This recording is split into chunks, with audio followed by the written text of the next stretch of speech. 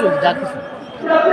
Dankuni sporting ক্লাবের মাঠে CPIM এর ২৭তম রাজ্য সম্মেলনের প্রকাশ্য সমাবেশ। মাঠ উপচে পড়ে আপনারা দেখতে পাচ্ছেন, চেষ্টা করছি দেখানোর। রাস্তায় হচ্ছে চলে গেছে মানুষের ভিড়, প্রবল উৎসাহ উদ্দীপনার মধ্য দিয়ে এটা হচ্ছে।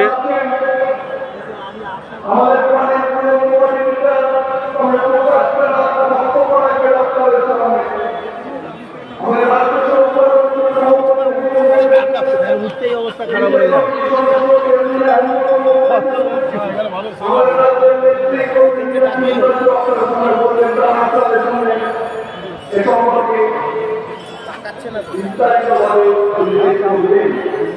আমি যদি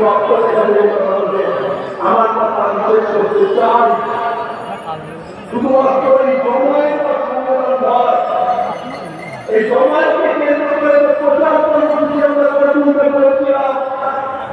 সেই প্রচার কর্মসূচির মধ্যে দিয়ে যে মানুষের সাথে সম্পর্ক আমাদের তৈরি হয়েছে, যে নতুন ছেলেমেয়েদের সাথে আমাদের সম্পর্ক তৈরি হয়েছে, তাছাড়াও শুধুমাত্র একটা সময়ের জন্য থাকে না, ধারাবাহিক করেছে নতুন মানুষের মধ্যে তাদের যোগাযোগ রক্ষা করতে হবে।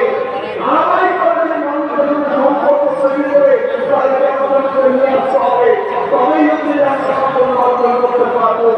আমি বিশ্বাস করি এই সাফল্য আমরা পাবো।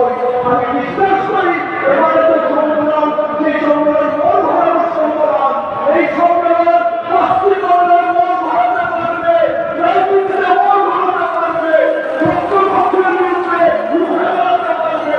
এই রাজনীতিকে আপনাদের সকলকে সম্মানিত অভিনন্দন এবং রাজনাম থেকে আমি আমার বক্তব্য শেষ করছি। এই জাতির নেওয়া সরকারের কমিউনিস্ট পার্টি মার্ক্সবাদীকে দেওয়া। এবার আপনাদের সামনে বক্তব্য রাখবেন আমাদের পার্টির কেন্দ্রীয় কমিটির সদস্য কমিটির লিডার হেডওয়ার্ড।